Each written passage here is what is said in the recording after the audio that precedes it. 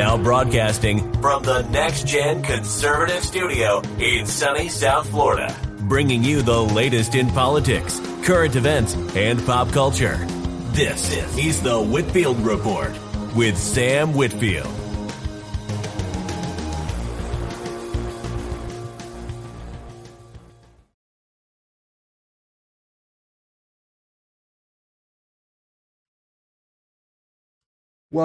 Well, good evening, everybody, and welcome to tonight's edition of the Whitfield Report. I am your host, Sam Whitfield, broadcasting live here from South Florida, here at NGC Studios, and I want to thank you so very much for joining me, as always, here on a Saturday night.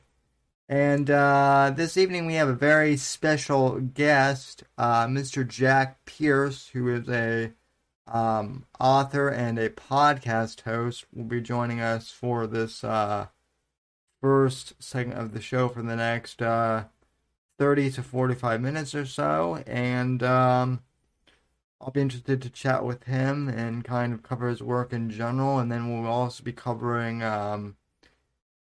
the Arizona audit, and then some stuff related to Gabby Petito and news of that regard, since many of you have been asking my opinion on that. Apex will not be joining us for the first half. He has to close, but he has to close at his day job, but he will be joining us in the later segment. But anyway, contact him as usual. You can follow me on Twitter and Instagram at @SomDiff_NGC, at Sam Whitfield on Gab Parlin Minds, Facebook.com/Whitfield Report. Subscribe to the podcast on Apple Podcasts and Spotify, and wherever else you get your podcasts. And please give us a 5-star rating and review. And hello to Bruce City and Felon and Meadow in the chat, and to all of those who are lurking in the chat. And without further ado, ladies and gentlemen, we have Mr. Jack Pierce with us tonight. So, without further ado, Mr. Jack Pierce, welcome to the program, sir. How are you doing? Doing well. So, I'm very glad to have you on, and I haven't heard much about you, but I did listen to your podcast, and I really like what you've got going on, some of the episodes. I know that when I tuned in, you were doing the Jack Pierce project, and from what I understand, you're planning on changing that a bit. But just briefly explain, I know you're an author too, so just kind of explain, how did you get into being an author? Well, I mean, it really just started. I saw the first Scream when I was probably 6 or 7, because I'm 32 now. So by the time Scream came out, I was probably 6 or 7. But anyway, I saw that, and I just really wanted to make horror movies or horror anything at that point, because, back in the late 90s, it really was, the horror boom is, what I grew up in. You had Scream and Resident Evil and Silent Hill and Sure. all of this stuff. It's like all of this horror stuff was like, that was like the big horror boom, the resurgence of all this horror stuff. So I was always in the horror culture as a kid, and just, when you're 10 years old, you don't have a camera, you don't have actors, you don't have talent, and you don't know what you're doing. So, I mean, you have to... I was figuring, well, maybe I should just write scripts and stuff, and that's what I did, and did that for many years and then I quit around, I don't know, high school or something. But then I did multiple different projects after that were not writing, and finally I just sort of ran out of steam on doing those projects, which, funny enough, were podcasts too, but other stuff. But just became an author after that, and that's it. So, are you a self-published author, or do you actually have a publishing agent and whatnot? Because I've interviewed both types of authors before, and I'm traditionally published. Okay, That's cool then. And like I said, I haven't read any of your work yet. Although I am planning on doing that. And then how did you get into podcasting? Because I know that that's kind of something that you've gotten into too, and your podcast is very interesting to say the least. Yeah, thanks for that. Really, it was. I did YouTube for many years, like starting in 2008 all the way up to 2018. I was 10 years of YouTube, and interspersed with that, I get sick of YouTube as a platform, and ended up just doing, more or less podcasts, like almost daily podcast, really, around 2015 to 2018, and just various formats and everything. But I've just always kind of been around it, really. As I think I started as like a game reviewer and no, as a horror movie reviewer is what I started as, and then it was a game reviewer, then it was a political sort of guy, and then back to um, doing what I do now, basically. Well, that is interesting that you started out kind of you and I have both kind of touched upon multiple genres. I mean, I'm a political guy who also likes to do pop culture and whatnot. Now I'm looking at your bio here, and you're saying that the new podcast is Tear Tracks. So, is that a new project that you've got going, or have you been working on that for a while? I know you have a couple different projects out there. Yeah, well, you're saying something about the Jack Pierce project earlier, and basically what happened was I was doing Terror Tracks, which was the original podcast for all this stuff, and for some reason, I got it in my head that it wasn't scary enough, so I was going to switch to the Jack Pierce project and, stroke my ego by doing that, and then it failed miserably, so I switched back to Terror Tracks after about 4 episodes. So that just didn't work. You just the ratings just went straight in the toilet when I got rid of the tracks branding. But yeah, I mean, then I started thinking, I'm like, really, 2/3 of the show is horror, like straight up horror. So the first third really is just me trying to teach people how to write horror, how to handle the publishing world and all the nonsense that comes with it, and how to deal with the people, and just personal stories of what it's been like being an author and being in all these different spaces. So, Which is, it's interesting that that's what tanked, because that part of it is actually kind of what attracted me to you as a listener. I love hearing from other creators and just hearing their creative process, so to speak. And I remember one episode that I actually listened to today that you published, I think probably about a month ago, is just like, the Be Yourself episode, and don't chase the dragon. And I mean, yeah. I really think that as kind of like a fellow creative, I've definitely had to remind myself, not to do that. And I don't think that's not something that too many people talk about. It's always about clicks and views and gaining more people.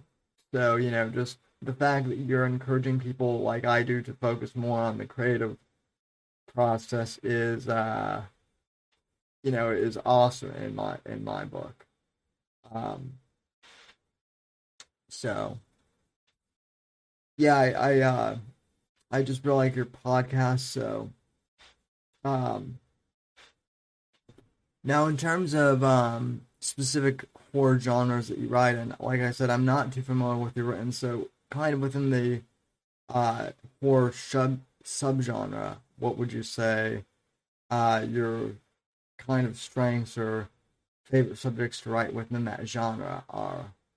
I would say, I would honestly say my horror is more akin to like Silent Hill and stuff like that than anything. Very Silent Hill, very Law and Order-ish. So more like psychological thrillers Yeah, then. yeah. Yeah. I definitely think that that's that's a market that, um, I mean, I think there's endless possibilities, especially like now with what's going on in the real world. I mean, you can almost, create like an infinite number of stories from that, you know, kind of within that genre, I think. Yeah, I think it's sort of you can melt a lot of genres together. So some of my books are, I think two of them you could really say is more like horror plus mystery, and then the rest of them are like, it's just different things. A lot of psychological elements. So it's not really. I don't think that horror really is just one genre, like in a ball. Basically, there's like a lot of elements and a lot of genres sort of mixed together if you really think about it. Because it's like, I mean, just like I said, it's Law and Order. A lot of my books are Law and Order plus, Halloween kind of, chasing down serial killers and then supernatural elements and just trippy scenes and all that stuff. Yeah. What is your process for writing, would you say? Come up with an idea and just start. just go and hope for the best. That's really all I do. So you don't like do any of this like fancy crap where you like drop store webs or anything like that. Um, or anything. No, no. Yeah. So you're kind of like I am when you write. You just go for it and then edit later, so to Yeah, and speak. that's what you should do. One piece of advice I gave everybody near the beginning of tracks was when you're writing your first draft, do not look at what you wrote before unless you're trying to remember a story element that you're going to build on. Do not edit your first draft until you put the end, because you will end up editing the first 100 pages over and over and never get anywhere. Had that problem with my first book, and it just was a headache. The first 100 pages of Under a Morning Star are probably the most beautifully written thing you've ever seen because I edited the damn thing like 100 times. Every time I get writer's block, I go back and edit the first 100 pages like an idiot. Yeah, I mean that's something that like because I've also actually done some writing. I've self-published like in the political thriller genre, kind of some short stories, and that's something that like I kind of had to work on too. Was just kind of writing and getting out there. So yeah, it's good to know that I'm not alone in just kind of just kind of like the written diarrhea approach, as I like to put it. Um, Well, you that's the know, way Stephen King does it. He does, like you said, the written diarrhea part. That's really what Stephen King does too, and a lot of authors do. What you're thinking about is they will call us pantsers. We fly by the seat of our pants, even though yeah, I think like written diarrhea is a lot better. Way to explain what we do really, or vomit on the page. What they call your first draft, the vomit draft. You just spew it out, kind of. And but there's some people, I think Michael Crichton does it, and I don't know who else does it besides him. But what you're thinking about is like plotters, where they get like the big story web and getting Scrivener and get all these maps and just outline the entire book from chapter 1 to chapter 50 and have all like the entire thing, you know, like already figured out, and then they just fill in the blanks. And you know, that's just how some people work, and I don't work that way. I think that works great in nonfiction. Is if you're trying to get a point across or trying to have one right, um sort of message you're trying to get, especially with politics. You pick your whatever, like let's just say the 2020 election, and you would have your 10 or 15 bullet points that you want to make chapters out of. So chapter one would be like explaining context or whatever, on and on until you get to your final conclusion of what you think really happened and all of that. But I think that works great for nonfiction because it gives you focus, but I don't think it works for fiction. In my opinion, I don't know. There are plenty of fiction books done well plotting, but for me, I wouldn't be able to do it without being nonfiction. right. Yeah, I kind of agree with you, and I also know that like there are these authors who like they say they do research for like their fiction books, and I have no idea what that means because it's like if it's fiction, like, unless you're doing something like, about the Taliban, like, or something like that, like, how much research do you really need to do? Like, there's, like, if you're coming up with like your own idea, there doesn't need to be that much in-depth research or anything done with that if you're a fiction writer. And then with No, no, I know what they're talking about. What they're talking about is like, let's say that you were doing a sci-fi novel and you needed to look up how a certain sort of, computer system works. That way you can use that as sort of like a plot thing or something. Or if you were like, needed to know how the police operate in certain situations, you look up the protocol for that so it's realistic. So it's more of a realism thing. Like, if you're not an expert in the field, you don't want to just make up bullshit and just, make people like make it not believable, because if a cop reads it, it's like, that's not what we do. Like a lot of people, there's a lot of cops that might read books, and people that may know the field better than us, and oh, it'll just sure. it'll just sort of distract if you are writing about a real life incident, topic, or profession and not knowing like the ins and outs. Sort of like a great example of this is if you watch like those TV shows where they have like the person that always has a techno babble and all of it is, not, it's not true or accurate. Like they'll like, I don't know, what was it, like the Law and Order Gamergate episode was famous for that, where they, had that terrible, oh god, it was just Ice-T was trying to translate all the modern lingo and it sounded so cringe. And that hurt me because I love SVU, but my God, that episode was trash. Yeah, they've I mean, there have been a bunch of shows that are like that too. And that's kind of another thing that I wanted to talk to you about here. So you actually kind of segued into that.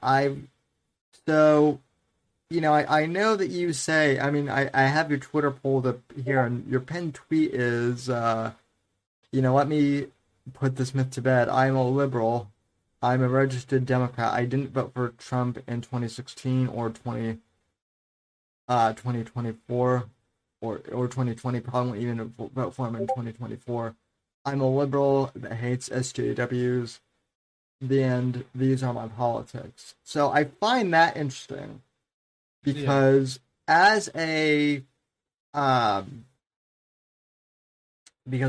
creative and someone who has also written things somewhat, I've tended to notice that there seems to be like a lot of, I mean, the vast majority of stuff in Hollywood is just SJW cringe. It's insanely obvious, and I'm wondering, as a author, do you notice that more, or like, what is your view on that sort of like political identity, politics stuff, like in the creative process? I don't know if that's a good. I absolutely hate it. I hate ID politics. I hate SJWs. I hate all of this BLM stuff. I can't stand it. I hate Antifa. I wish they would drop off the face of the earth. Just God, I hate all these people. This is the thing. It's like the only reason I even say I'm a liberal is because I hate paleo cons enough to bracket as those people. Like the who's a good example? Like Pat Robertson and Jerry Falwell. And I hate those people. Yeah.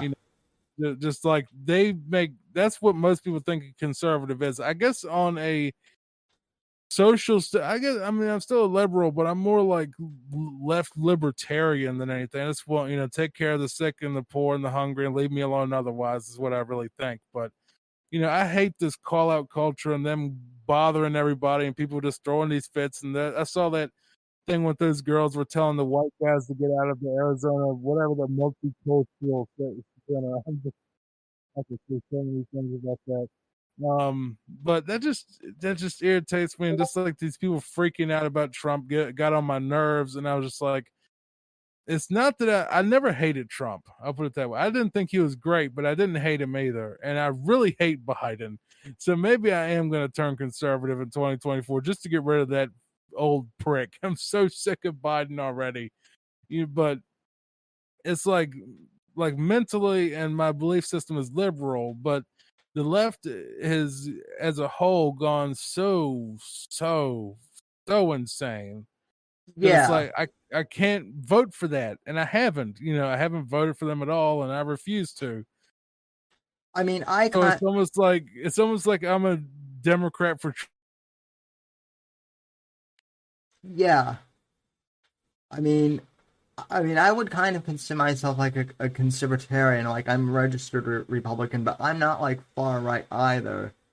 But like in terms of the creative process, like the one thing that like really bugs me is like how like all these franchises, like The Matrix, for example, like I know that the director, like came out as trans recently, but you know, but like the Wachowskis like tried to retcon The Matrix and say that it's like a trans allegory when No, it's it's not, and I'm like, why are you like trying to change your creative, projects for like political points? It doesn't like entertainment should be the one thing that like is non-political, yet they've somehow managed to make everything political. Now it annoys the hell out of me personally. I mean, it's always been like that because, even back to like the 30s and 40s and probably even before that in the 20s, the Soviets or whatever you want to call them at that point in time, they were pumping so much money into Hollywood. It was insane. Like, you had that Actors Guild or whatever, which was just straight up commie that was, shoving out communist films and stuff back then. That caused all that McCarthy stuff that happened, the McCarthy hearings and all of that back in, I guess, the 50s or 40s or whenever that took place during the Red Scare. But yeah, I mean, it's always been kind of, that's just how it is because, it's right there on the West Coast. And, that's just, I think creative people in general, most of them, not all, but a lot of people that are creative tend to be liberal to begin with, or at least, left leaning to begin with because they're more open to, ideas and less closed off or whatever. I know Jordan Peterson talks about that, but I don't know if he's full of it or not. But that's my answer to that. But so there's a bedrock that you're gonna probably be somewhat liberal if you are, a creative person, because you'll be in the arts instead of something more, concrete that would make money for sure. Which I think is what conservatives are more like. They'd rather go to work and actually make some money versus us to kind of try to get money and fail at it. Um, but the point is, yeah, it's always been around. This comic stuff has always been around with Hollywood. There's a video by Razor Fist on YouTube that's called Hollywood Was Always Red, and it's like 40 minutes long, but it's really well researched and well put out there. So I highly recommend you take a look at that if you want to know. They keep retconning stuff, I guess, because the Matrix hasn't been like relevant at all since like the 90s probably. I guess they're might be wanting to bring out a reboot, or maybe she ran out of money and wants attention to do something else, or I don't know. But they usually set up this sort of nonsense when they're trying to push something soon, but like, well, now we're gonna have like a Matrix reboot with like a female Neo or something. I don't know. Just Yeah, they've got Matrix 4, which like we'll see that's supposed to come out around Christmas. But then also like them trying to like retcon James Bond to be like more like in like the Me Too era. Like I'm hoping that the new movie isn't full of SJW stuff. The trailers look pretty good, but I'm just like, know your audience. Like, I'm sorry, but like the target demographic for James Bond is like basically like straight males, and yeah. there's no reason to like change that. Like if you want your SJW like type of person, then like go create that yourself. Like I have no problem with that. It's when these SJWs like hijack other like established franchises to put their stuff in. Which Okay, so I got a little bit of a conspiracy theory about No Time to Die because I know that's what you're talking about. yeah, yeah, I really think that they always end every Bond actor's tenure with their worst movie somehow. They always do it every single time, except for Timothy Dalton, which I've heard License to Kill is actually better than The Living Daylights. But if you really think about it, Connery ended with, well, if you want to say never again, but most people don't. Um, Diamonds Are Forever is supposed to be like his worst one, like period. And then Morse ended with A View to a Kill, which a lot of people hated. And then you had, what's his name? Brosnan ended with Die Another Day, and Craig's going to end with, No Time to Die. And they always like leave. I think they almost like make like the worst Bond movie for like the last film the actor's going to do, so that everybody be like, oh God, that was awful, please change it. And then they won't have backlash from getting rid of that current Bond actor. And Lazenby doesn't really count because he only got one movie. So yeah, and I mean that's a good point.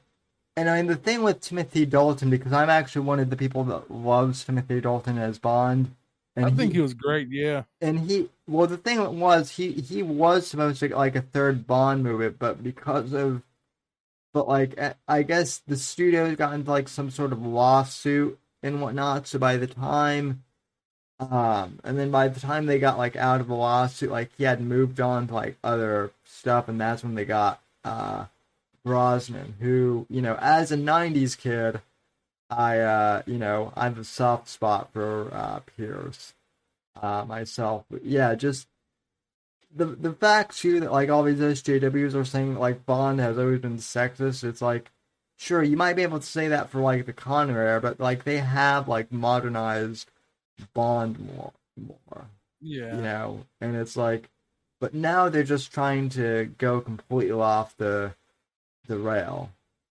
So. Well, you got to think about it. I mean, James Bond was written in the 50s. Like, the novels were written in the 1950s.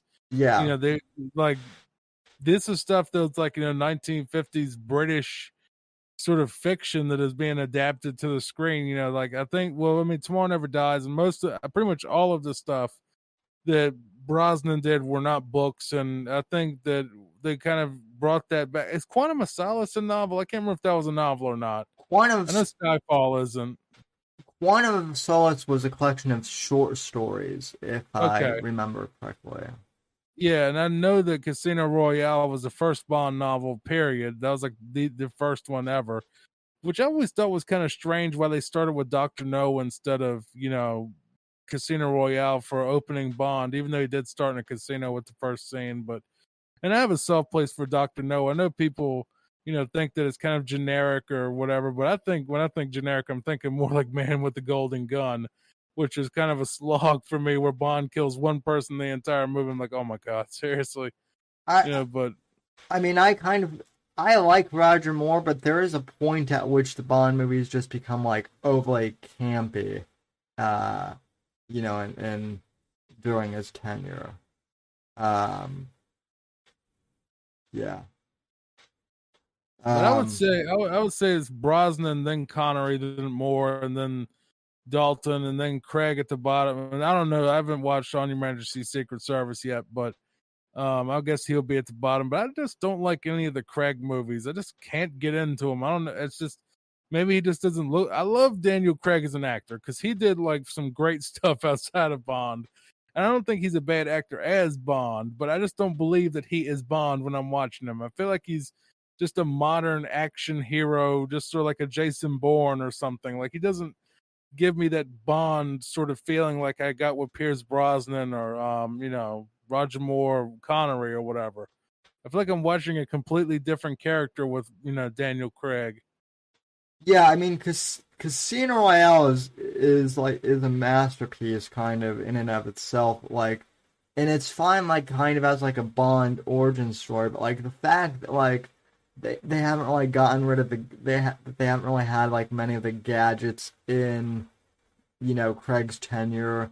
They haven't had like that many Bond girls, so to speak, either. Like, like you said, like they pretty much made Craig into Jason Bourne, and that's not like Bond is supposed to be fun, somewhat, Yeah, and Craig's movies like, yeah, I get that we're living in like the post 9/11 era, but like still like Bond movies are supposed to be fun somewhat. They're not supposed to be like too super serious, I guess. So,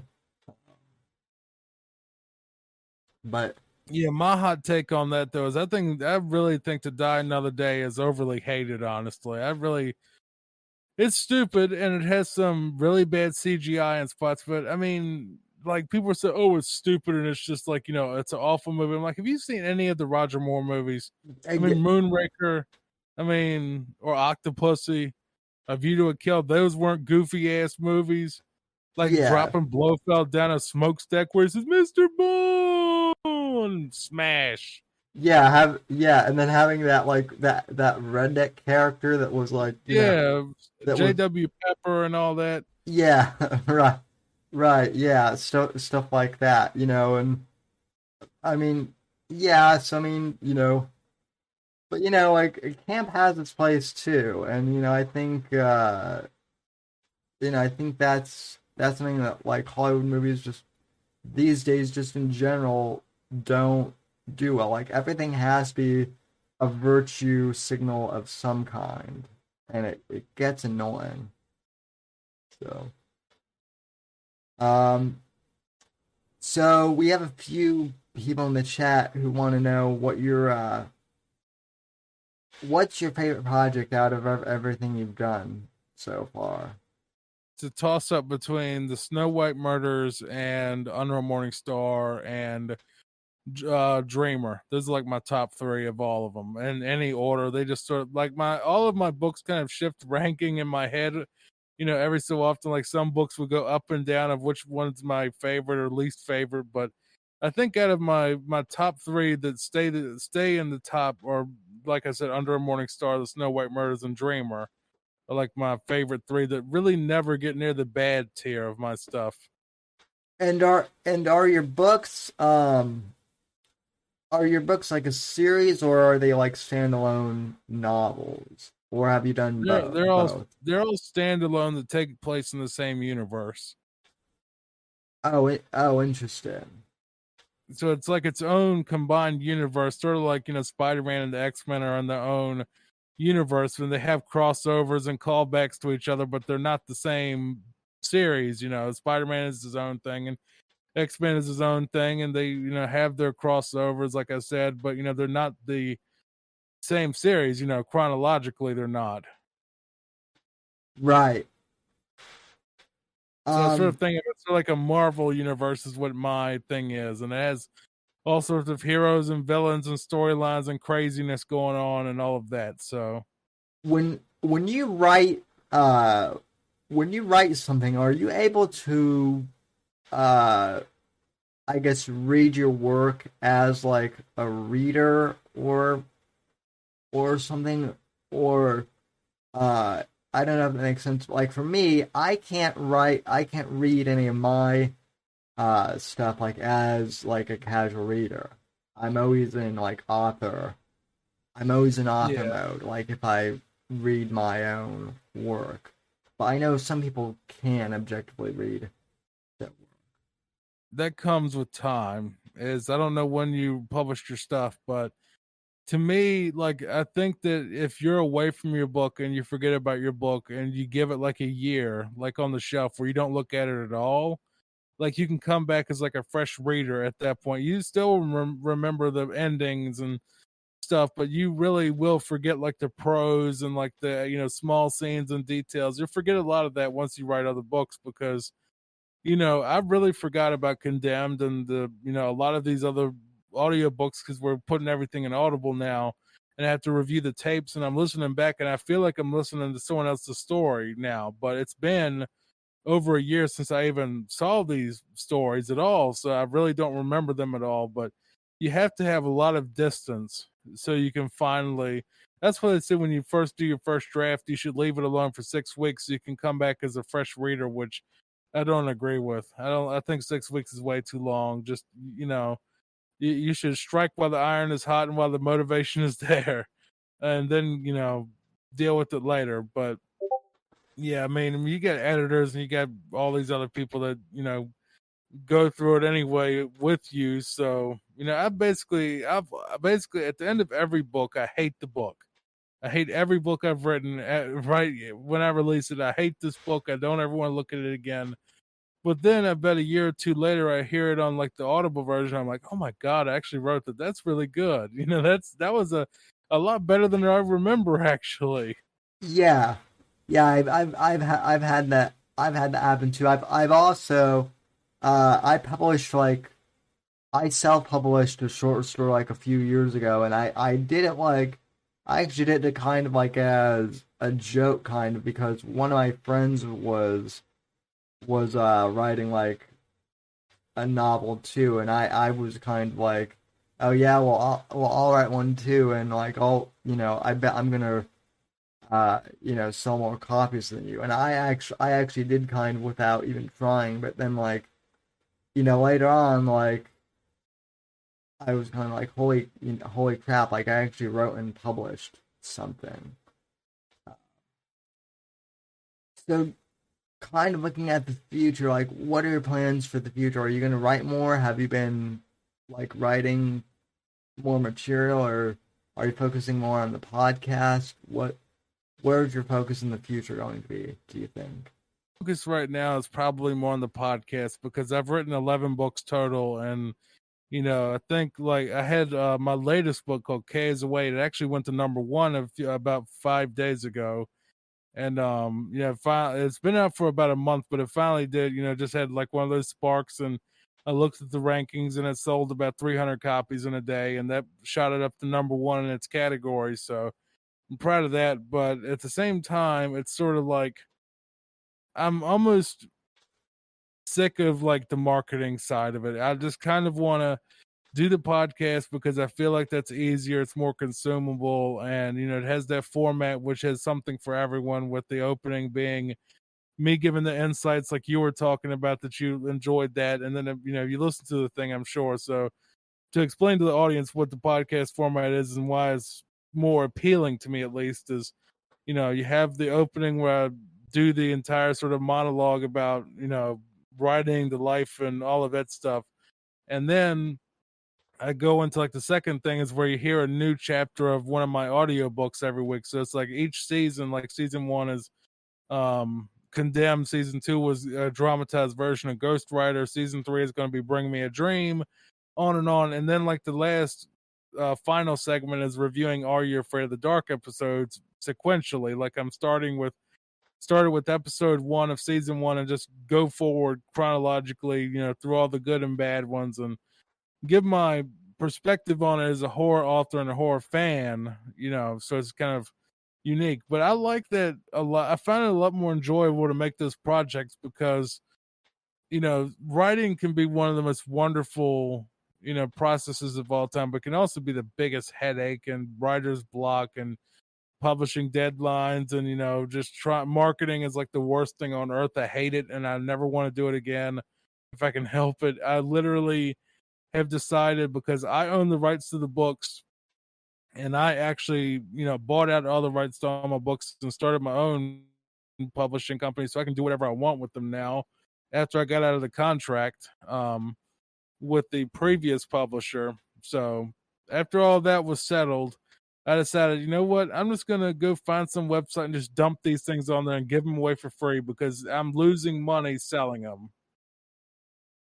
Yeah, I mean that is that is something that like I've definitely noticed too, like a lot of like unless you're like extremely unless you're like a Tom Clancy kind of in my genre, so to speak, you're not going to make that much money. It's actually kind of surprising. People think that they can write and they'll just become rich overnight, but that's not the case.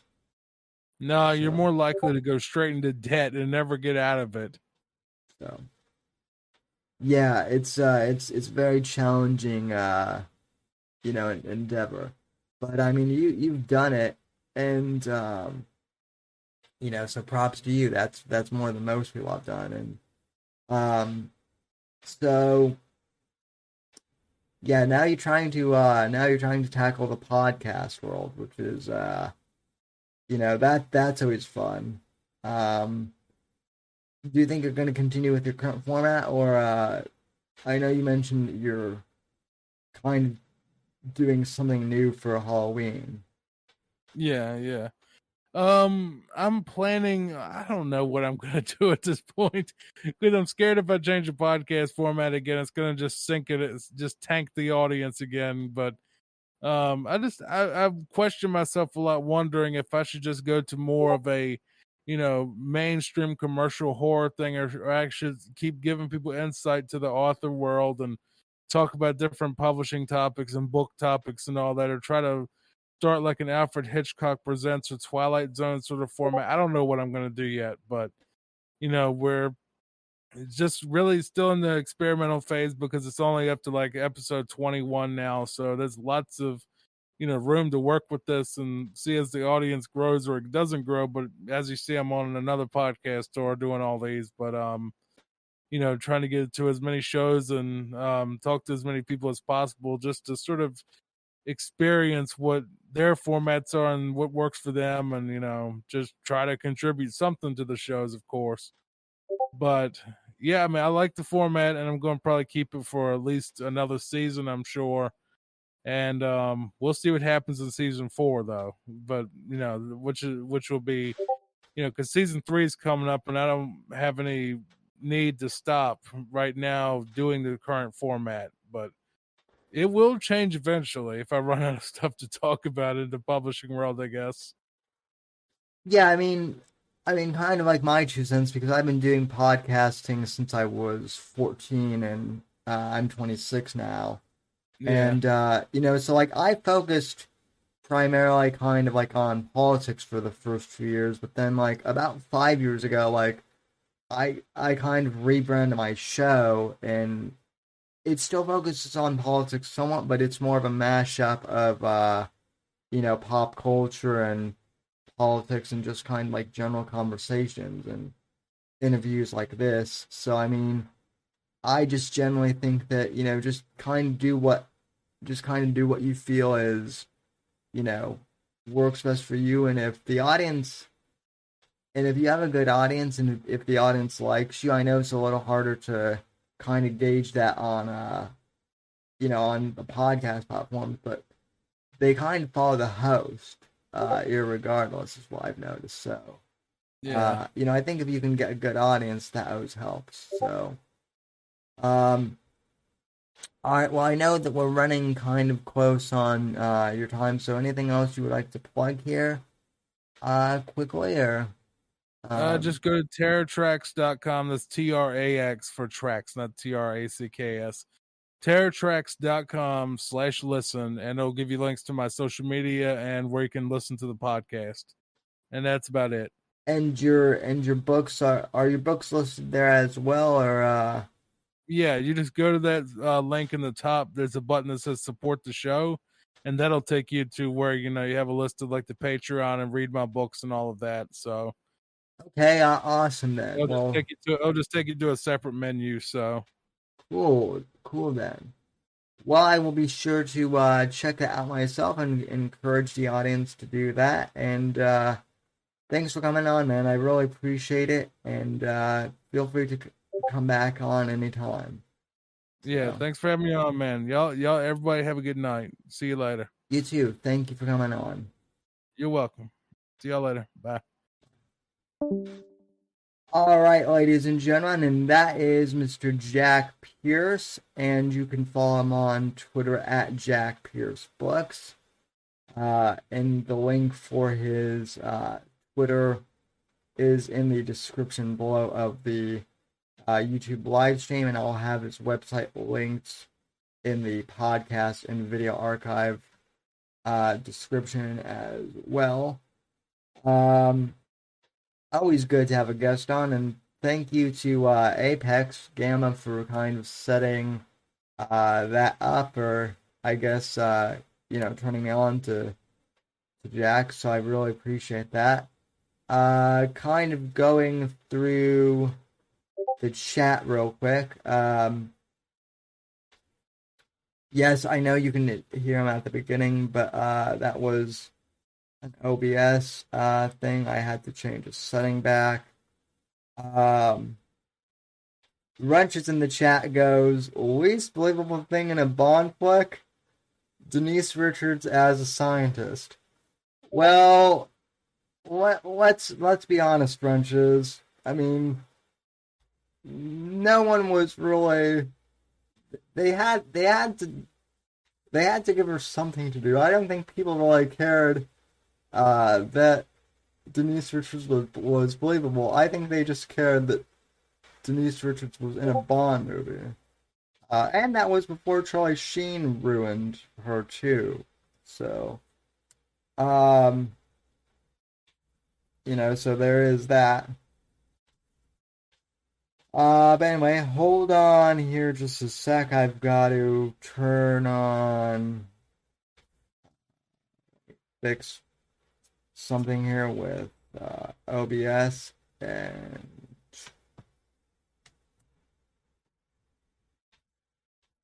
Discord.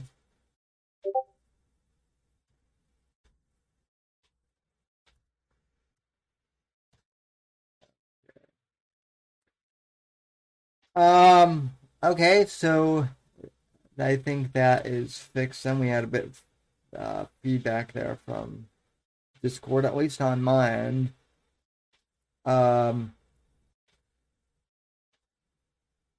So, let's see here, folks. Boy, Arizona, huh? There's been a bunch regarding that. And I had an article pulled up.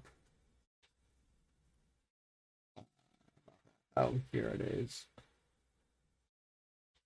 Yeah.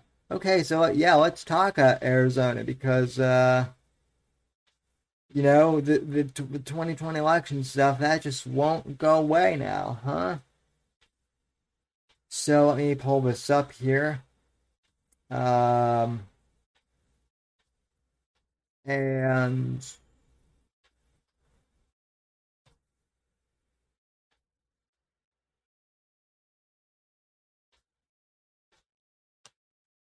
all right.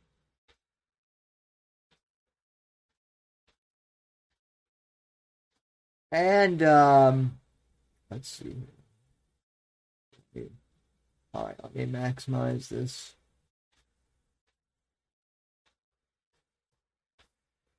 Alrighty. So headline from Breitbart.com. Arizona Senate report on the Maricopa County election audit highlights 49,000 questionable votes. Asks AG to investigate. The report of the Maricopa County forensic audit of the 2020 election released at a public hearing of the Arizona Senate chaired by Senate President Karen Finn and Judiciary Committee Chairman Senator Warren Peterson on Friday identified a number of significant election irregularities discovered during the audit. So in other words, this thing is looking like it was stolen, folks. But let's dive down here more. Okay. Out of 3 million votes cast in Arizona in the November 3rd, 2020 presidential election, about 2.1 million were cast in Maricopa County. Of these, a little more than 1.9 million were early votes, either cast by mail or deposited in drop boxes. Joe Biden was certified as the winner of Arizona's 11 electoral college votes over former President Donald Trump by Secretary of State Kate Hobbs and Governor Doug Ducey on November 30th, 2020, by a margin of 10,457 votes. According to those certified results, Biden received 1,672,143 votes in the state, while Trump received 1,661,686 votes. And let's see. The audit included a full hand recount of all 2.1 million ballots from the 2020 general election. The report, the Maricopa County Forensic Audit, Volume 3, result details began. At the presidential ballot level, the report found very little difference between the results of the offhand recount of the presidential race of the Maricopa County Forensic Audit and the official Maricopa County canvasses. Of the 2,089,563 votes counted in the official Maricopa County canvass of the November 3rd, 2020 election, 1,040,774 votes were cast for Joe Biden, and 995,665 votes were cast for Donald Trump. A margin for Biden in the county of 45,109. Okay, blah blah, more stuff. Long story short, they have claimed these results confirm Biden won Arizona. As Breitbart News reported, a draft of the executive summary dated September 23rd was leaked early Friday morning, and establishment media outlets focused on the statement in that leaked draft that, quote, there were no substantial differences between the hand count of the ballots provided and the official canvass results for the county. Okay. There's a link to the official thing here. And, okay. The results of the audit, however, actually raised more doubts about the legitimacy of more than 49,000 votes included in the final counts of both the forensic audit and the Maricopa County official canvass results, a number that is more than 4 times greater than Biden's 10,457 vote certified margin of victory. Of these, more than 2 million votes counted. The report also stated the results of the audit found that there were questions about 49,718 of these votes that had a critical, high or medium potential impact the founding may have had on the election. Let's see. So, okay. The audit broke the election into 4 phases: voter history, paper ballots, voting machines, and the certified results. Blah, blah, blah. Okay, so again, more details, more jargon. Okay, folks, here's the critical piece. Here's a breakdown of those of those 49,718 question votes. Point number one, 23,334 mail-in ballots were counted from individuals who no longer lived at the address to which the mail-in ballot was sent. The audit called these mail-in ballots voted from prior address in the voter history phase. Well, gee, that's not fishy at all. 5,295 voters that potentially voted in multiple counties in the certified results phase. 3,432 more ballots cast than the list of people who show as having cast a vote. The audit called this group of ballots official results does not match who voted in the certified results phase. 2,592 more duplicates than original ballots in the ballot box. 2,382 in-person voters who had moved out of Maricopa County in the certified results phase. 2,081 voters moved out of state during the 29-day preceding election in the voter history phase. 1,551 votes counted in excess of voters who voted in certified results phase. An additional 3,587 votes were in the low impact category across 14 findings. Blah, blah, blah.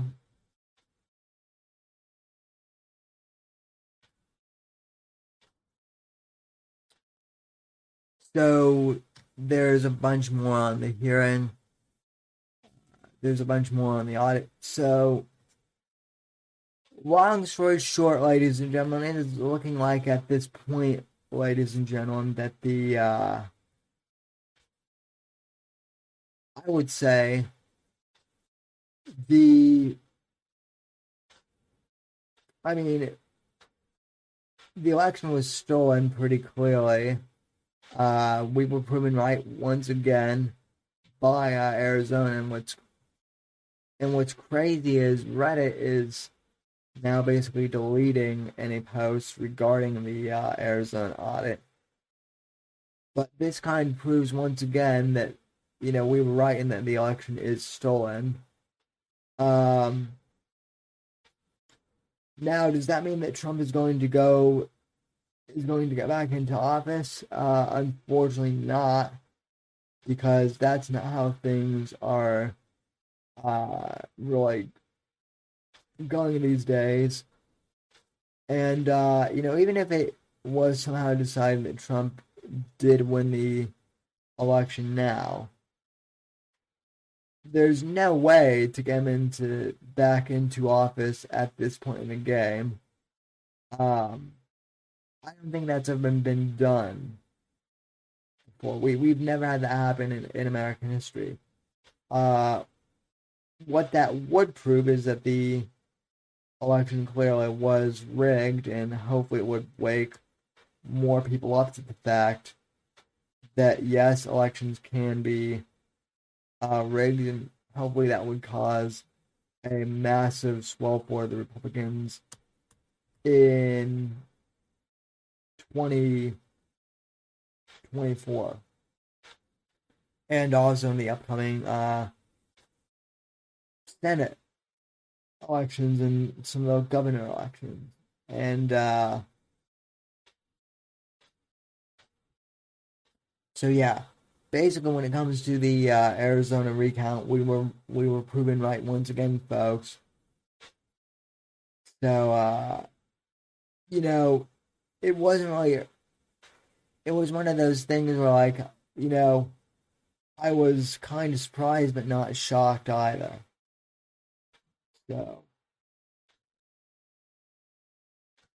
So yeah, there was clear fraud in it's a 2020 election, and Trump should have. It seemed like Trump should have won easily, or at least, the election. Arizona should have been, recounted more, and Trump could have won the election if he had taken Arizona, quite possibly. So, all right. And speaking of political crazies out there, I guess Troy Crist is running for governor against Ron DeSantis again in Florida. Even though Charlie Crist was governor before, once as a Republican, he switched to, being a Democrat when I first moved here, and tried to run against Rick Scott, failed. Now he's running against Ron DeSantis, and he's not even trying to hide that he's pretty far to the left. Now, I mean, he was always saying he was moderate beforehand, but let me pull this up.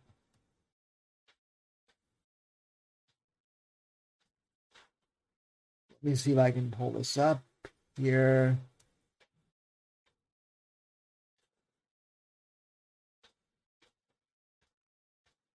Why am I getting Ethan Ralph in my Twitter search results? You. All right. So,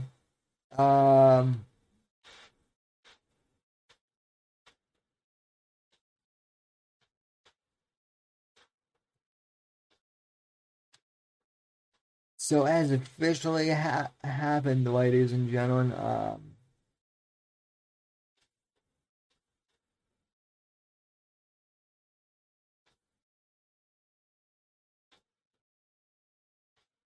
let me see if I can pull this up.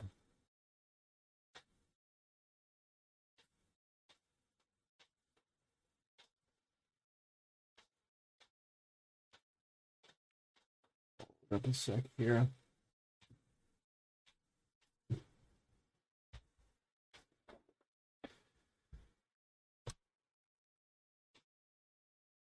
All right. Yeah, I'm trying to get this Twitter video to show up here, but it's not wanting to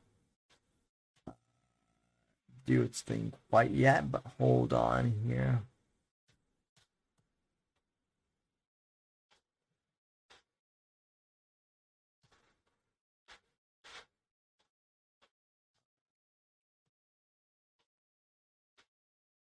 Okay.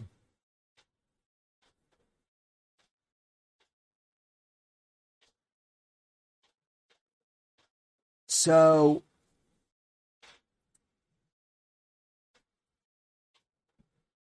this is Charlie Crist, the former governor of Florida, who is now rerunning for Florida as a Democrat. And I'll turn the audio up on this.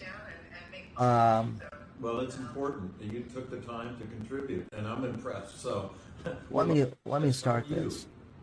Oh my goodness, I'm wonderful. Oh, please unseat that DeSantis dude. Oh, he's unbelievable, isn't he? It's amazing. I know. Well, I'm very impressed that you're taking time to sit down and make phone calls. So. Well, it's important. You took the time to contribute, and I'm impressed. So we're both impressed with each other. Yeah. We need new leadership desperately here in Florida. Tell me about it. We sure do, and I know we deserve it. And that's why I'm so grateful for your contribution and your activism, and it really means the world. It really does, Sandy. Thank you very, very much. This is one of the cringiest. I mean, this isn't one of the this isn't cringy, like Ethan Ralph bad, but it's still pretty cringy. This whole thing was staged, and Charlie Crist, who was pretending he was originally a moderate, has a big old Obama poster, right up here, in his background of his office or apartment. And by the way, lady, he's not a new leader. He's been governor before. So yeah, very forced conversation. Let me just say that it's wild, to say the least. So yeah, the things are wrapping up here in Florida, and the Democrats are going to be going after DeSantis as well. I mean, they already are, but it's coming up, folks. So be sure to support DeSantis if you can. And I will remind people here that we don't have any like mandatory mask mandates here when it comes to the government. If you want to get the vaccine, you can, but it's not mandated here either. We were one of the first states to reopen after the lockdown and stay open. There aren't any threats to lock down anytime soon. And our COVID numbers, most importantly, really haven't gone up since reopening, despite what the media would like people to think. So we've done pretty good here in Florida, and we aim to keep it that way. So let me check something here real quick. I think Apex might be trying to message me real quick on Discord, but I'm not sure, so hold on.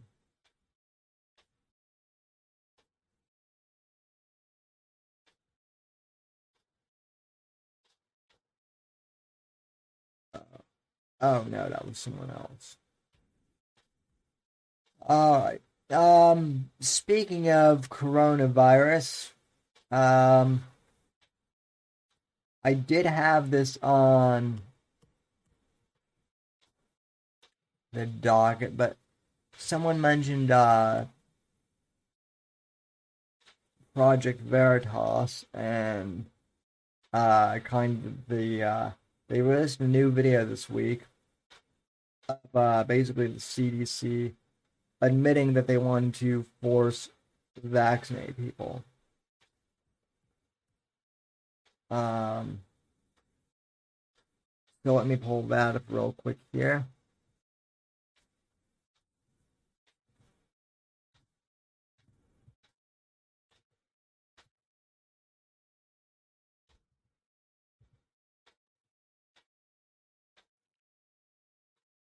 Okay, let's see. Is it even up, or did they take this one down too?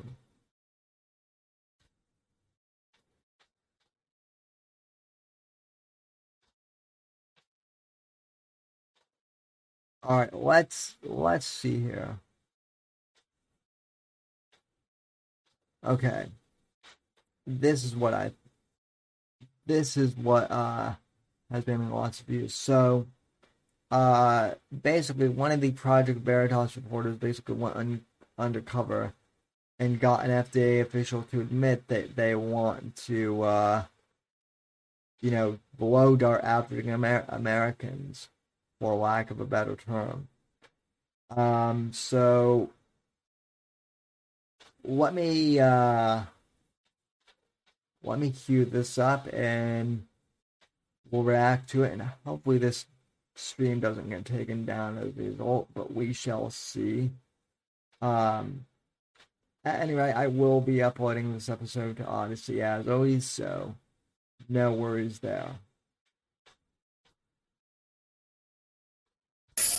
Account for about Alright, let me start this over. blow darts of J&J and go to the unvaccinated, blow it into them, blow dart it into them. I remember reading about how with Power, Deception, Propaganda. A new book by James O'Keefe. Pre-order now at AmericanMuckraker.com. get blow darts of J&J and go to the unvaccinated, blow it into them, blow dart it into them. I remember reading about how with COVID trials they were having an issue recruiting African American people. Can't blame them. I can't, but at the same time, like, blow dart. It's where we're going. There needs to be a registry of the people who aren't vaccinated. Although that's sounding very Germany. The Germany that you're thinking of is it? Nazi Germany. I mean, think about it like the Jewish stuff. You work for like the FDA or something? Yeah. Again, So unorganized. blow dart.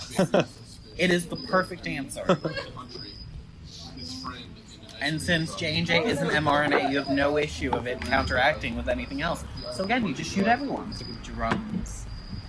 Drone darts. Easy. How do we reach the minority populations? Blow darts is always the answer. Yes. I will cheers to that. Yes. Cheers. And the people who are like, oh, the vaccine's terrible, it's the Antichrist, are like, yes, our savior. So if they start handing out vaccines, I'm going to go door to door and stab everyone. Oh, it's just your booster shot. Stick your arm out. Exactly. What's that? Oh, it's just a vitamin C shot. Again, if you're an undercover journalist, you can't quote me. Again, if you're an undercover journalist, you can't quote me. Well, you just got exposed. That the darn vaccine.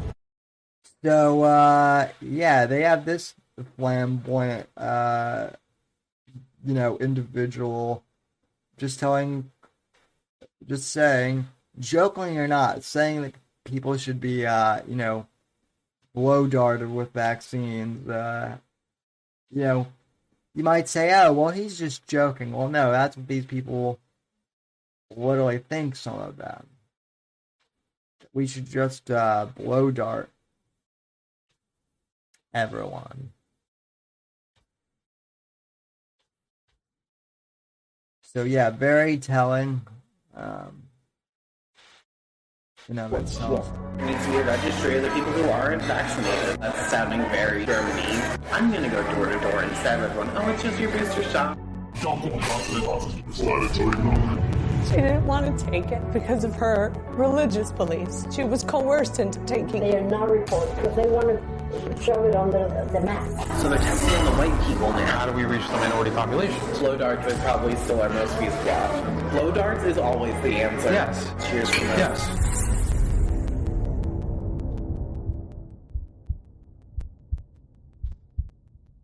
You work for like the FDA or something? Yeah. I remember reading about how with COVID trials they were having an issue recruiting African American people, and it was because of a different medication the government tried to do that was specifically designed to kill African Americans. Oh, so like a mistrust thing. Yeah. But this thing's safe though. And we know that now, Yeah. but like again, I think there is still this big mistrust in, like, it's deep rooted in. Yeah. Can't blame them. I can't, but at the same time, like, blow dart. It's where we're going.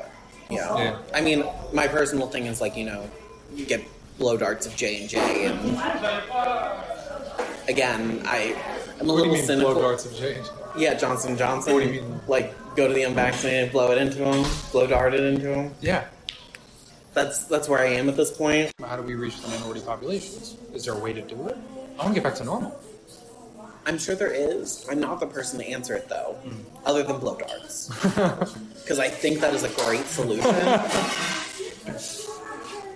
Well, the problem with that is African Americans, they might think that it's like almost like a callback to like getting shot by like the... It's fine. We'll go for the whites first. Oh, there you go. We'll post like video campaigns about doing it to the whites first, and then they can't call it. Then they can't say it's racist. Exactly. Because it almost harkens back to like the photo Yeah, being exactly. shot in Africa by a blow dart and then put in a... We'll have to hire some Amazonians first. Yes. Because, like, they'll get it done. How good are you at blowing darts? Want to see how fast they get an Amazon rainforest tribe out here? Yeah, but I mean, the undocumented immigration isn't much of an issue as like a lot of people make it out to be. I think the issue again is I'm sure this guy is good at blowing, other things too. Just putting that out there. But yeah, I mean, people might say, oh, well, this guy is just being hyperbolic, he's just being flamboyant. But no, deep down, this is what these people think. They want to force the jab because it's not about the vaccine itself. It's about control, ladies and gentlemen. That is what it has been the entire time. So, yeah. if it's a large population of people who are going to choose not to get vaccinated because they don't want to admit that they are undocumented, again, you're going to create this issue where you got the anti-vaxxers and the people who are choosing not to for that reason, and then you have the vaccine. Again, the obvious answer is blood darts. If we just stick everyone again with the J&J to make sure that everyone's got something, we're good. I know there's enough to go around, so I mean, it's just so unorganized. Blow darts. It is the perfect answer. And since J&J is an mRNA, you have no issue of it counteracting with anything else. So again, you just shoot everyone. I don't know what kind of technology we have right now, like miniature sort of blow darts or anything like that. Stuff that can drones. Drone darts. Easy. The white, uneducated, it's like all of the colloquial people that we see in like Alabama and all this, and it's like apparently you need an IQ test, and if you fail below a certain level of IQ, you're getting a shot. That's a good idea. That would probably put a lot of shots in arms. Yeah. Wow. Hey, how feasible is that, though? That's less feasible than the blow darts. I think the blow darts are probably still our most feasible option. Alright, cool. And the funding's there. It's easy to do. Blow darts. That's all we need. Done.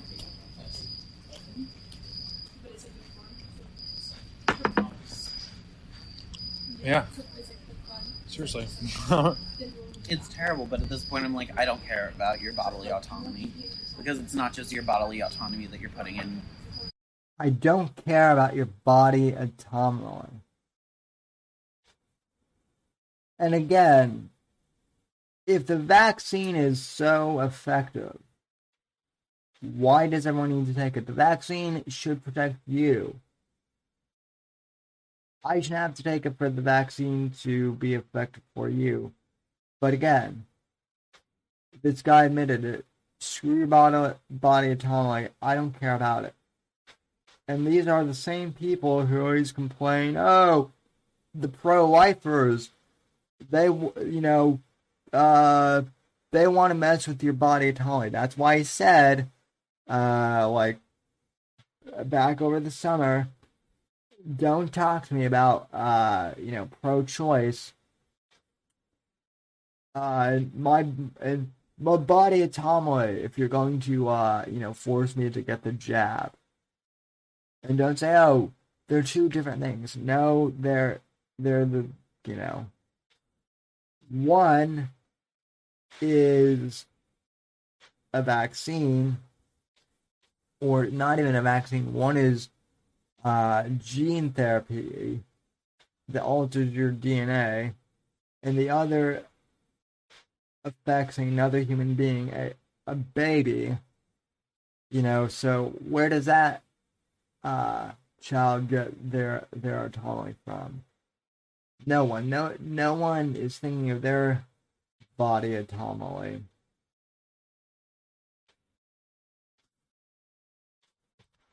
But anyway, continuing on. Jeopardy. You see any of that stuff going on with what's her name? Nicki Minaj. I mean, I just don't understand why she's opening up her mouth and causing more harm.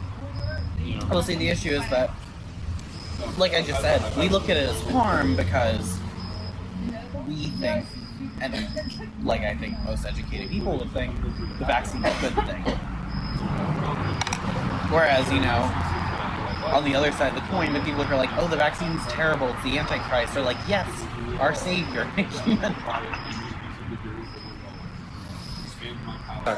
So my dad doesn't know anything. So I not on my problems with him were not on your level, but my problems with him were like,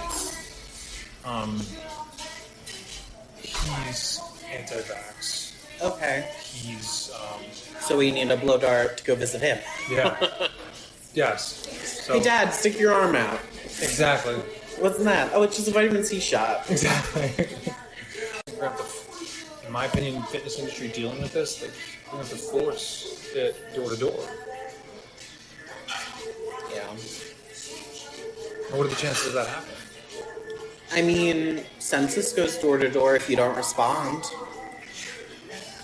So, we have the infrastructure to do it. Costs a ton of money.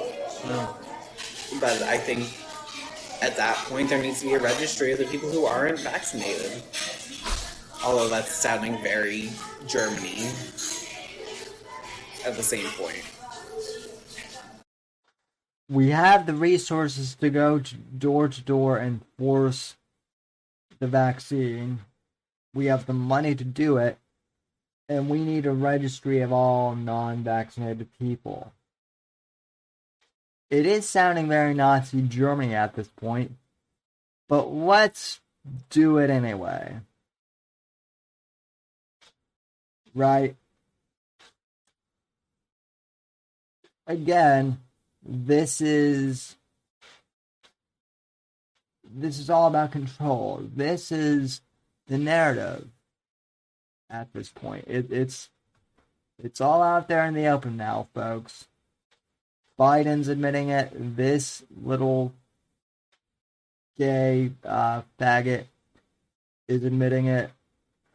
It's all out there.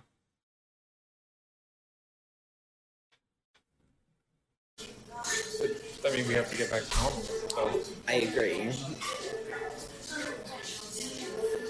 It's hard. Yeah. Because I don't think there is, again, like I said before with other things, I don't think there's a good choice. There isn't a black or white choice. There's only gray choices. Because the black or white isn't feasible. I mean, I'm at the level where I'm like, honestly. I agree. I'm also there. But what I think and what the government will actually do are very different. Because if they start handing out vaccines, I'm going to go door to door instead of everyone, oh, it's just your booster shot. There you go. There you go. Yeah. I'm not a trained licensed professional, it's fine. I mean, you could tell them it's like a flu shot or something. It's a monthly. I mean, I'm sure they don't take that either, so the death rate's gone down. This is the one thing that I hate about statistics is, sometimes you can play with them in the way that you want to show the information. Because you can definitely do that, if you let COVID kill off everyone over 60, let's say. Everyone under that age is going to have an easier recovery period for the most part, so the death rate would obviously go down. It's like, oh, we're doing a great job, death rate's down, but it's like, okay, you've killed off like 400 million people. It's all about 50 Shades of Grey with this guy, says Bruce City Synth. More like 50 Shades of Gay. Am I right? Am I right? Also, I repositioned my camera because, yes, I did realize that I was out of frame. Let me... Hold on here. I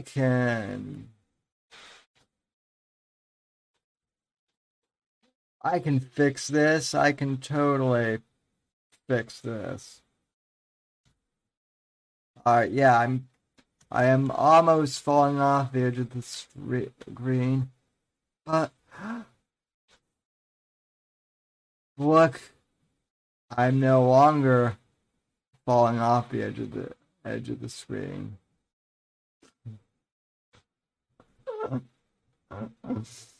I could cover this guy's face, actually, if I wanted to.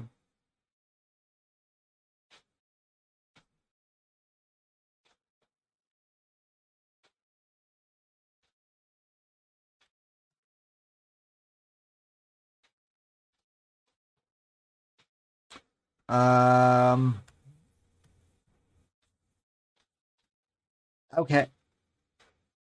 Okay, yeah, I know. The graphics are a bit wonky, but yeah. Also, yes, I mean, I'm honestly at this point, dude. I'm surprised I haven't gotten popped for other stuff. I mean, I can upload this to Odyssey. So, which I'm gonna do anyway. But yeah, if I get popped for this, then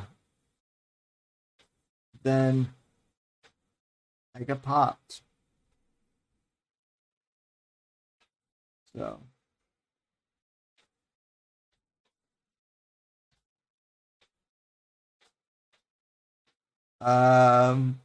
Feel Dongs Associated. Light Dongs Association. Yeah, well, this guy definitely belongs to that FDA.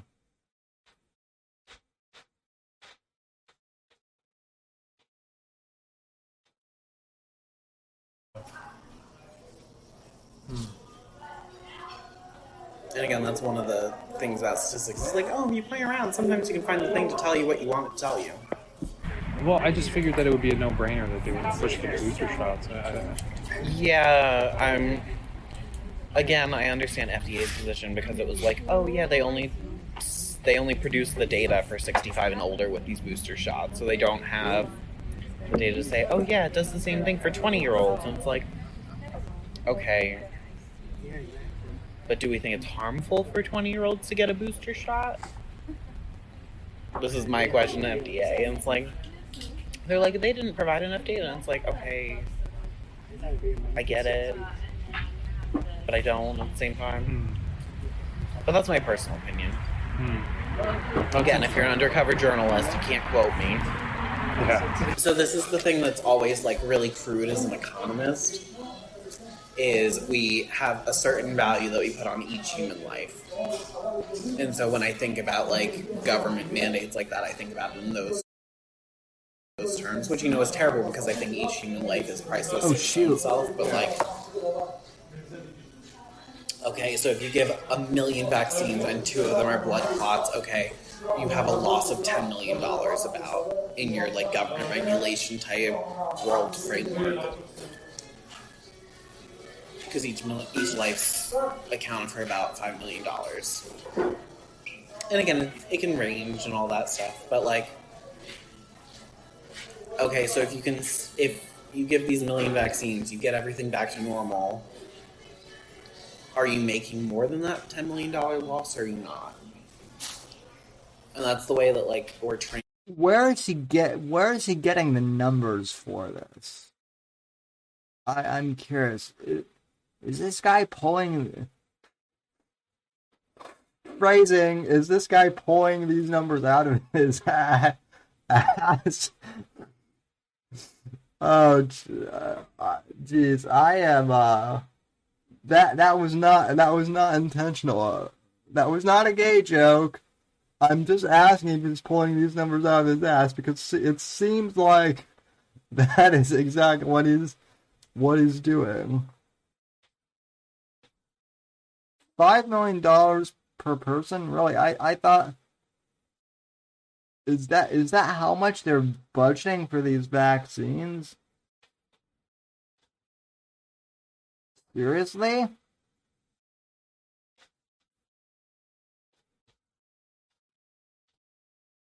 To like try and think about these things in terms of cost benefit analysis, that type of stuff. Again, my own opinion is very different, but so you're trained. Can you explain that in layman's terms better? Yeah, so like with our econ training, with like when I learned how to do my Will job. they like ever play politics with like the science? Or? So I would think that the general people there, so the people who are the actual scientists, no. But there are political appointees that are generally scientific advisors who are appointed by the president or the commissioner. So they definitely do. Yeah. Because, they're being paid based on if the other people are staying in power. Unfortunately, everyone ends up playing politics.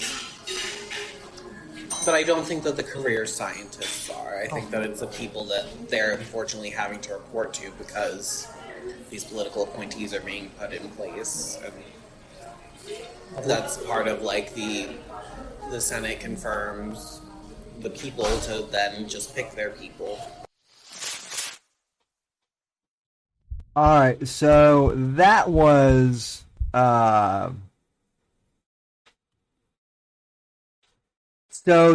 that. Now,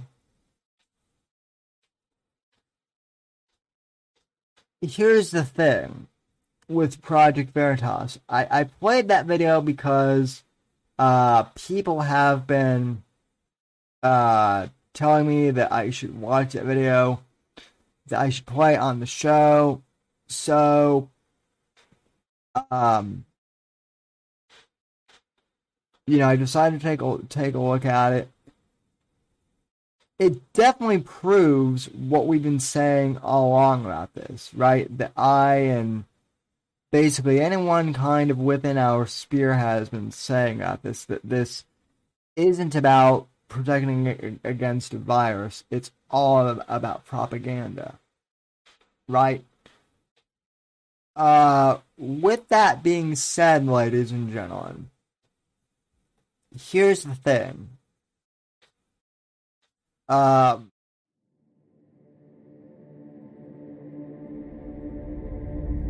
Said Owen. Sorry about that. Clicked the wrong button there. By the way, shout out to Bruce City for the fabulous intro that plays every night or every weekend when we do the show. Anyway, though. Back to my point. So, the video was interesting, but all it does is basically confirm what we've already known. The problem we have here, and this is a problem just with Project Veritas kind of in general over the last few years, is if I send this video to normies, to my normie relatives, this isn't going to change their opinion, most likely. Because James O'Keefe and Project Veritas, like them or not, they've kind of been branded as as kind of like a right-wing activist thing. And so, that, I was going to put a tint on, whatever they put out there. And unless this guy was, what I was saying, we don't mind killing grandma and killing people in order to get the, the vaccine through, unless it was something just like that blatantly damning, it's not going to, reach the noise, which is who needs to be convinced at this point that the vax is bad, right? We already know that the vax is causing problems for people. Now we just need to, try and reach more of our normie people out there.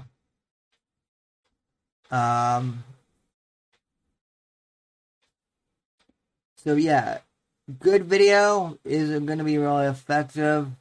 Not sure about that. Brucey also says, my aunt worked in the ER. She confirms that gerbils in the butt really happens. Oh, believe me, Brew.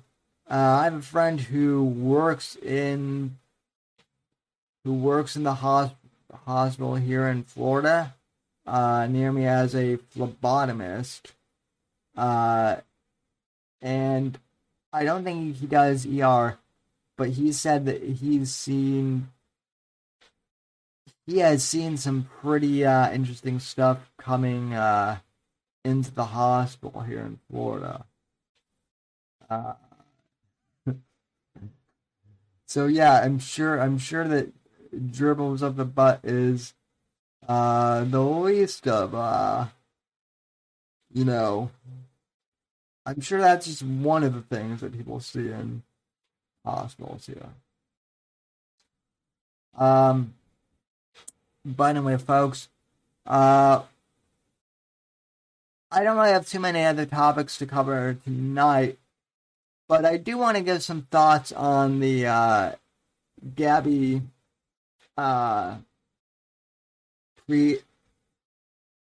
Petito thing.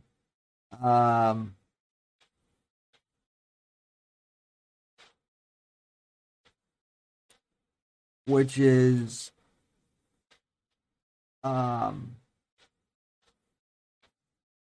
well, where to start with the Gabby Petito thing? Okay, first off, obviously it is tragic whenever anyone gets murdered like that, especially the fact that she was so young, right? That's a tragedy, and that is pretty obvious. And my condolences to her family and her friends, close relatives, all that.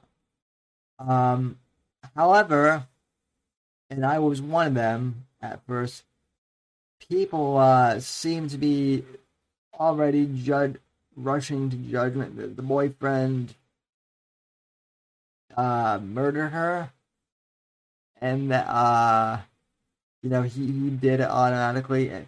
So they've already kind of OJ'd him, and he hasn't even been arrested for stuff. And I know that people here, and I'm not always the biggest fan of him either, but Mersh or Moish, to his credit, did a stream the other night where he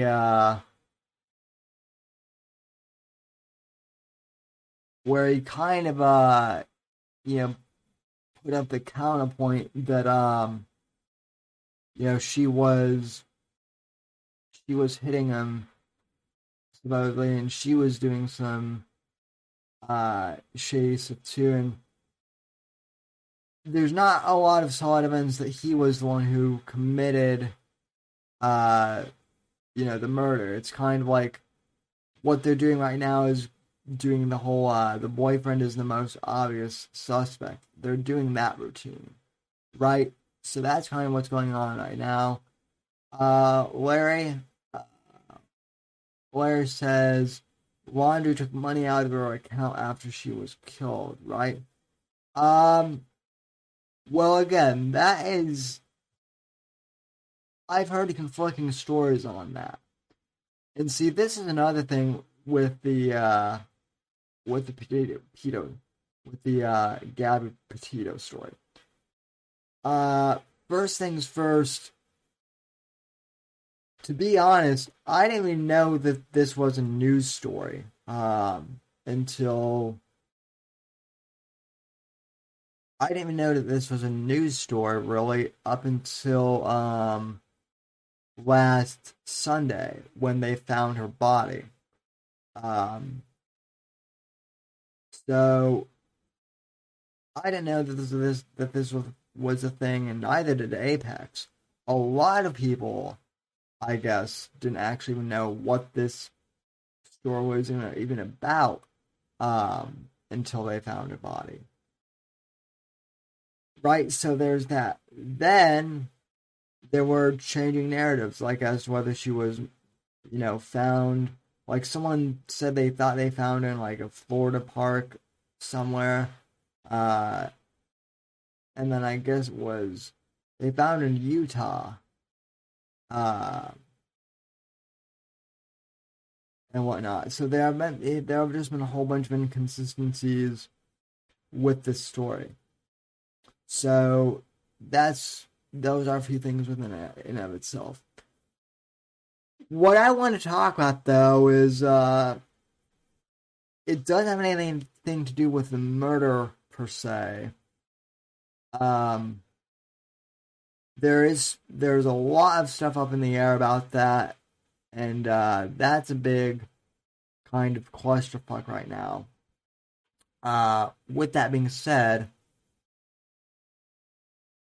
it was in Wyoming. Where it says. Okay, well then that just again, I had a Utah,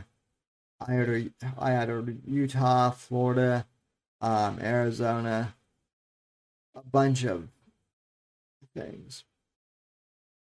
But people have been talking about the murder aspect of this, right? And by all means, like I said, the murder in and of itself is horrible and it's tragic. But what I find interesting, folks, is the fact that she was a social media influencer, and in a weird way, obviously, okay, I want to make something clear. I don't think she's alive. I don't think she faked her murder or anything like that. Right? Clearly they found her. Clearly she's deceased. But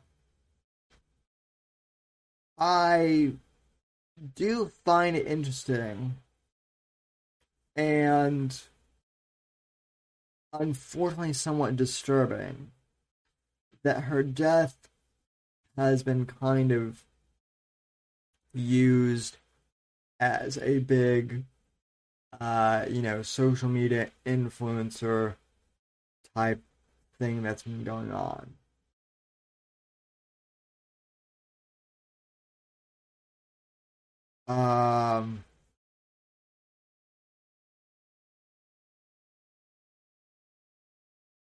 And it's weird to me that she gained she now has 1 million followers on Instagram now after her death. And I don't know why, but that to me, that's kind of tragic in and of itself, in a sense. Right? That she passed, and yet people are kind of clout chasing her. Right? And there are already true crime podcasts out there about this, and streamers are really getting into this and making a big deal out of it. It's almost it's a case of she's more famous in death than she was in life, unfortunately.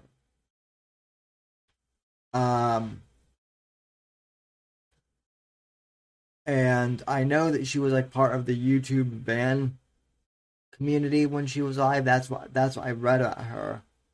And she was a big influencer in that circle. But outside of that, no one really knew who this girl was, I don't think. I didn't know who she was, and neither did Apex. Let me ask, for those of you in the chat here, did anyone here in this chat know who she was before this whole murder thing came about? anyone, and I'm not, don't misunderstand, I'm not saying this to disparage her, but this kind of shows you know, a culture now where you know, where she's getting all this traction because she was someone online, right? And I had never heard of this girl a week ago, right? And the way that they're writing about her now, some people are writing at her like she was Princess Diana or something. And she wasn't.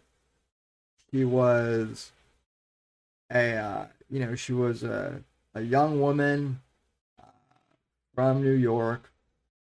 Seemed like a very sweet young lady from all accounts. But the way people have glorified her online, like, oh, she changed the world, and she was so influential. She changed millions and millions of lives. Like I've read tweets from people saying stuff like that in blog posts, and something about that just seems, I don't even know how to put it, folks, but it just seems really kind of disrespectful of the dead. Granted, I'm sure that there were people who she did influence positively in, like, the van life community.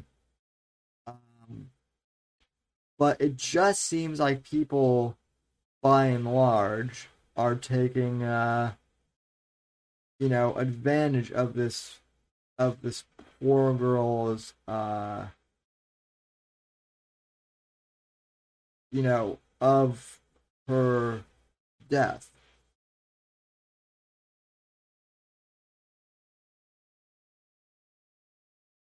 Let me see. Jamie in the chat says, "Don't you think her missing case, she would have been ignored by mainstream, apart from the interest of the YouTube community to find her? Her first video shows she's really talented." Well, I mean,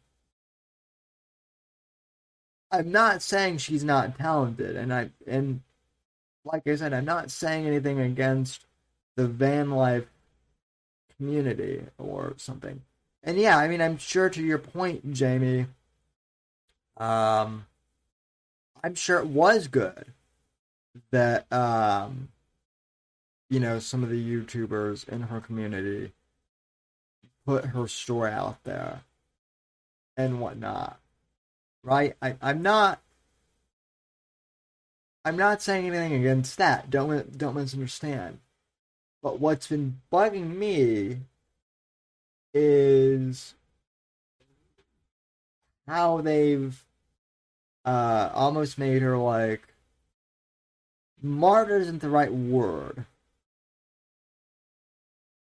but they've made her into a fallen angel, and she's more famous dead than she is alive, which is sad.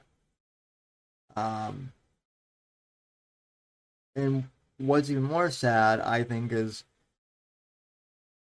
like, you have all these other YouTubers now who you know, are, like, trying to play investigative, like, CSI, you know, journalist, like, type of stuff, because it's what they do. Like, you know, Mersh said the other night on, like, Nightwave, although it's tragic, like, he finds this whole like cold case thing kind of entertaining, right? That's what he said about this, and I just don't. I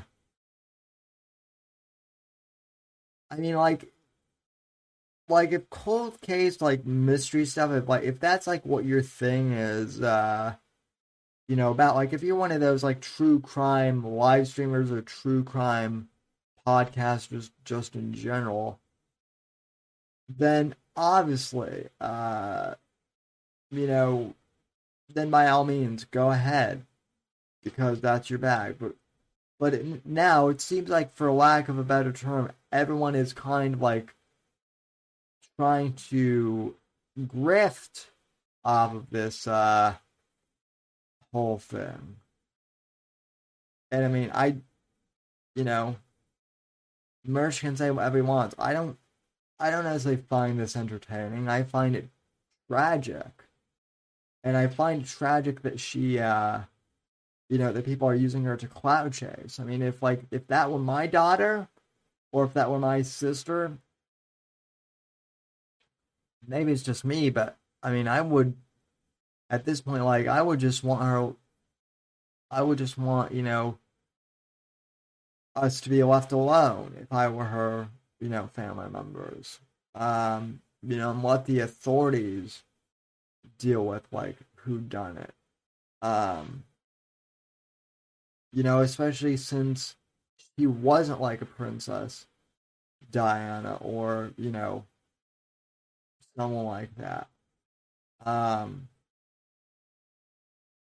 Like, when it comes to influencers, yes, they are public figures to a certain extent, but then the other thing with influencers, and I'm honestly just doing a flow of consciousness here, folks.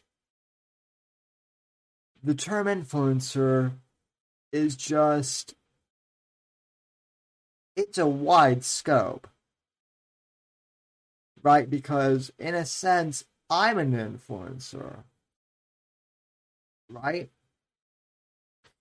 Even though I only have roughly like 750 subscribers on YouTube, my podcast, like, gets a couple thousand listens a month, which, granted, like, I consider that I do pretty well, for kind of like my sphere, and I'm sure there would be someone who would consider me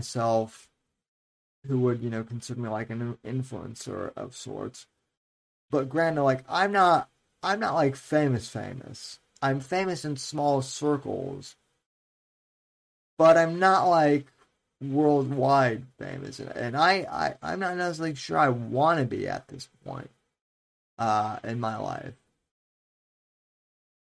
And I'm not sure if that was her intention either.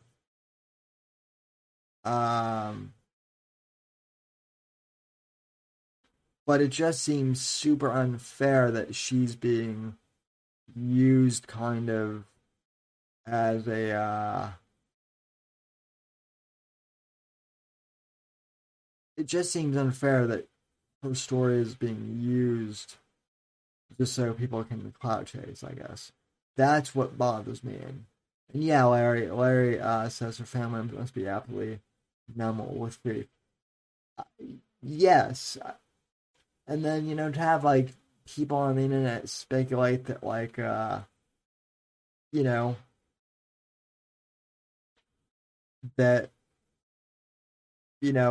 what were her and her boyfriend doing? What was really going on with that relationship? He was abusing her, or she was abusing him, or whatnot. Maybe there was evidence of him abusing her. I know certainly with the whole Owen Benjamin thing, when I got caught up in that, there was like a bunch of suspicious stuff between Owen and Amy. there was definitely abuse with Owen and his dog. But, like, even so, you know, there are some things that should be left for the authorities, right? And I mean, in terms of, like, the police who are investigating this, how many calls do you think they've gotten from, like, crackpot YouTubers now? Who are just like, saying, well, I have new evidence, or I have a theory about this, that, and it just, it complicates the whole thing. So, people are asking my opinion about the Gabby Petito thing. I think it's sad. God rest her soul. And, please, God, bring peace to her family and whatnot as well. And, to her boyfriend's family, whether he did it or not. I mean, they're being dragged through the mud on this too, and I'm not sure what's going on there, but it's just a clusterfuck made worse by the social media kind of climate that we live in now. Let's see.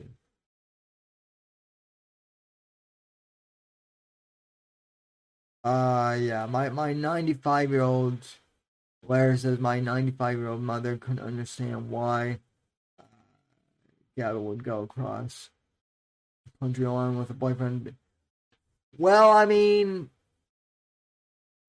yeah, I mean, that's a valid point, but, I mean, in regards to that whole van life thing, Larry, I mean, we tend to think of that as kind of like a new trend because of social media and whatnot, but like, my late uncle Gary, did that like back in the early 70s, when he was in his 20s. Right? Like my uncle was a, and I bring my uncle up often because I really, he was my, I've done a show on him before on the audio podcast. I might do a stream about him again, but, he was a fascinating guy, and he was one of my heroes, admittedly.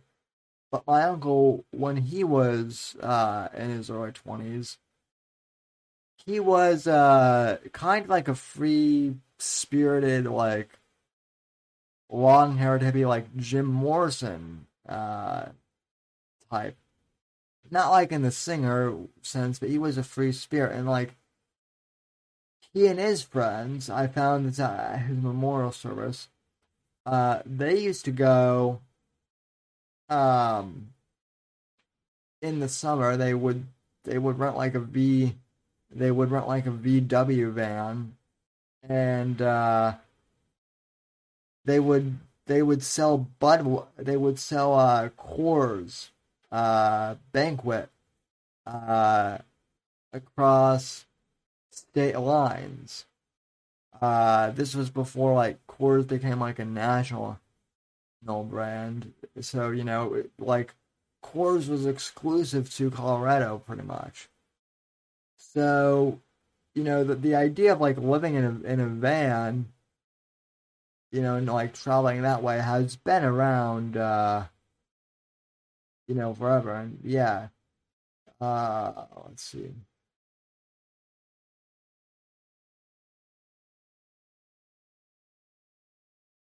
And yeah. Well, and again, Jamie does bring up the good point. Different for women can't travel, especially alone. Well, yeah, and I mean, I agree with all of that. And and I'm sure stuff like this happened back in the 70s too, and we just didn't hear about it. Because people weren't connected like they are now. And oh yeah, I mean, my uncle told me that, he met a couple of, girls out there. And yeah, I mean, it definitely is much more dangerous out there for young women, to do this type of stuff.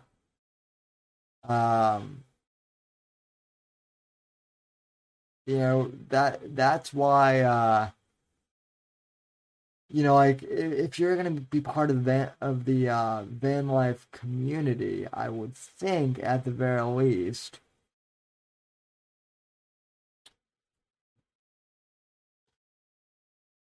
if it were me and my girlfriend or something, I don't have one, like, hypothetically,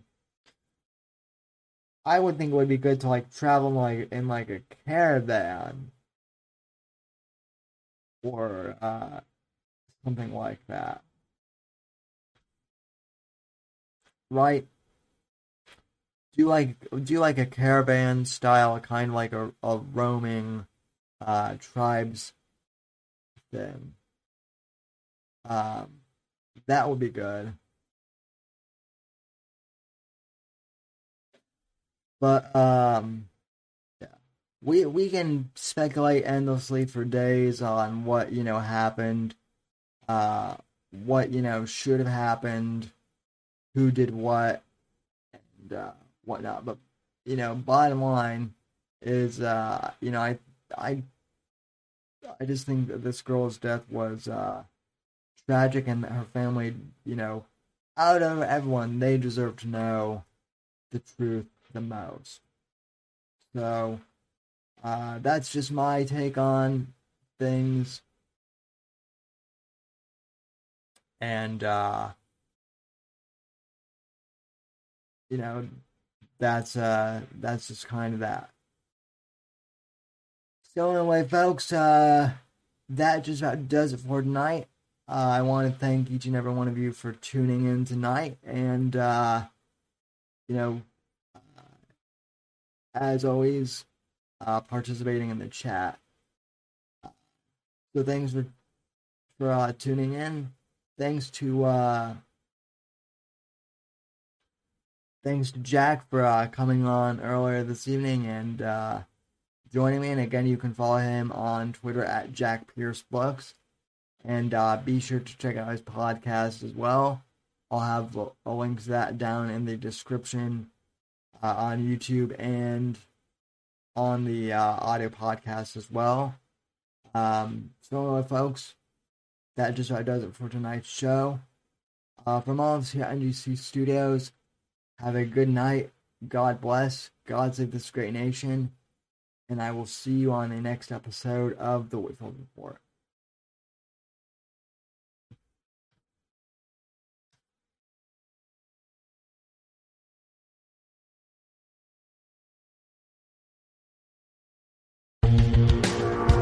Thanks for listening to The Whitfield Report on the NGC Network.